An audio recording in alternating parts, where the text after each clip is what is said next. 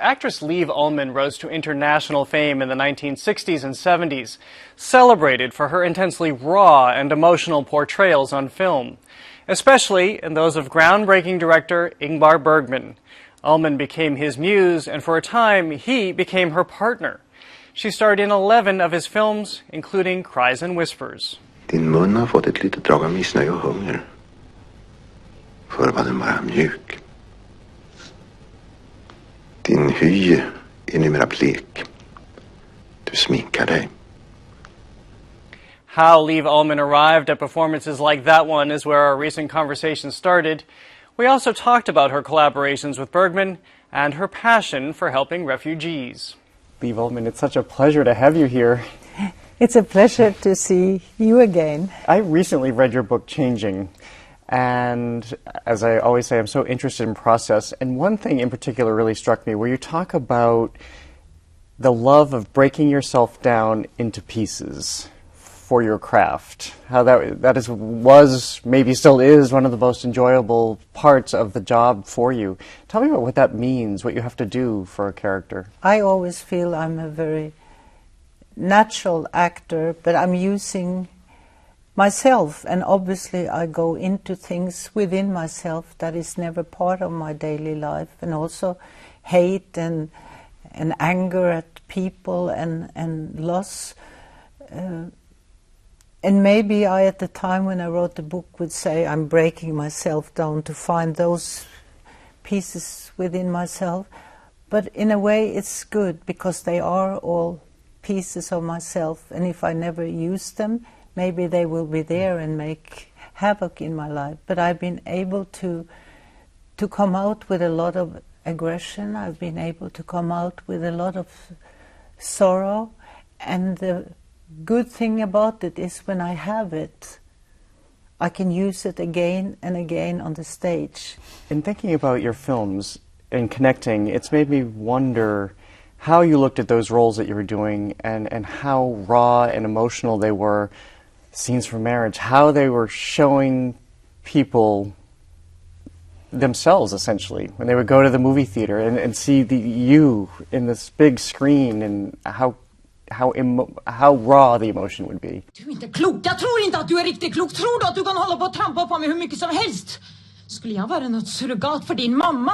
Aldrig annat än det tjat om att jag försummade hemmet, att jag lät mitt yrke gå i första hand. Det är verkligen inte sant! Jo, det är verkligen sant! Jag hörde aldrig annat i första åren av vårt äktenskap. Emotions within all of us, they are raw. And we want to be seen, and we want to be understood, because there's so much more than what is there on the surface. And we used to make movies like that, but now more and more movies, it's not raw anymore. What we're faced with is hate and anger and complete indifference for what is going on in our world. Well, when you were making the films with Ingmar Bergman, was that the intention in depicting that rawness of these characters? I think the rawness of the world surprised him more and more.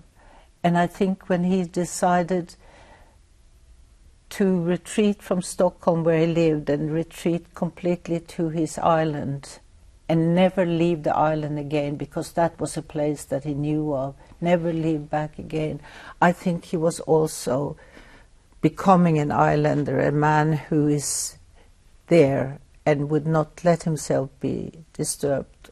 It was a lonely life. But he made up his mind, this is it, and he lived there almost 10 years without creating anything except writing in his diaries and so. How much of that did you take on for yourself in being in a relationship with him, thinking like him, being directed by him? I'm not thinking like him. I really am not. But I understood him. I really understood him. And he understood me a lot. And I think that's why I was easy to work with for him, because he didn't have to explain things, you know. And for him it was always important to give a script and say, It's there in the script, and you are... No, you show me. And a lot of people ask, and what was the background, and so, oh, he hated that, he hated that. I was easy. Not that I was had more talent or thing than anyone else, but I was an easy prop to put in there, and there's the camera, and I loved the camera. I could be. Well, you say you could just be. Did it not feel like work? Did you not have to do a lot to get there? No.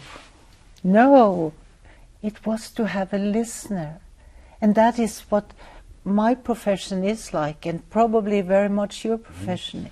It is to be in front of a camera or be on the stage and be the listener. As somebody who's not an actor, I wonder how it can just rest right there, how you can always tap into it. Especially if you're walking onto a stage where you have a cold one day or you just had a distracting phone call, that you can still access it. I think I've been very lucky, and I've been able to access it always. The only time, honestly, I've never said this before, it happened to me in Norway, and I played the devil. And for once in my life, and it's the first time it happened, insecurity came.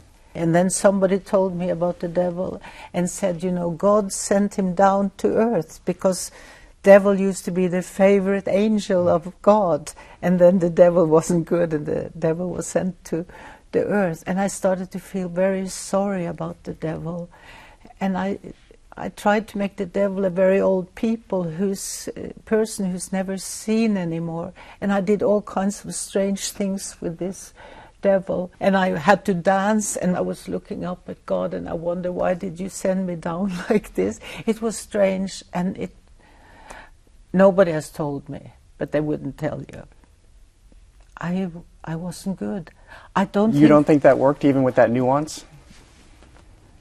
Because it wasn't a nuance. I rewrote the devil into somebody who's not seen, who's not recognized, who doesn't belong anymore. And I didn't break myself down. You've been doing this refugee work for about 40 years and visiting people in countries. Do you see that people are any more responsive than when you started this work? No, and I'm not either. And a lot of people don't do anything, and at times I don't do anything. No, because the proudest time of my life was 40 years ago, when I was in a refugee camp in Hong Kong. And they let us in, and people were not supposed to be let in. And we had horrible experience. And we made a company, Women's Commission for Refugee Women and Children. And I thought at the airport, when I told the journalists, this is how it looks like in a refugee camp. When you're supposed to give birth to a child, you have to tell them 2 months in front, and then they will send you to a prison, and you give birth there, and then you're taking back. And when we were there, a woman started to give birth, and it was 7 months, so she wasn't sent to the prison. And they bound her legs and took the 2-hour travel to the prison, and the child died, of course.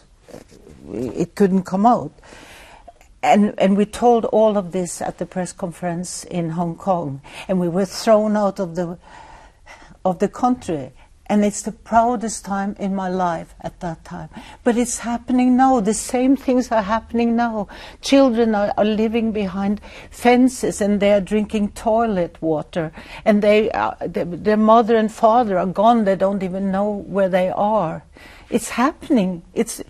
My thing wasn't special, because it's special the next day and the next day, and it's special today. You are very inspiring, and it's wonderful to speak with you, especially for your passion. Thank you so much for being here. Thank you.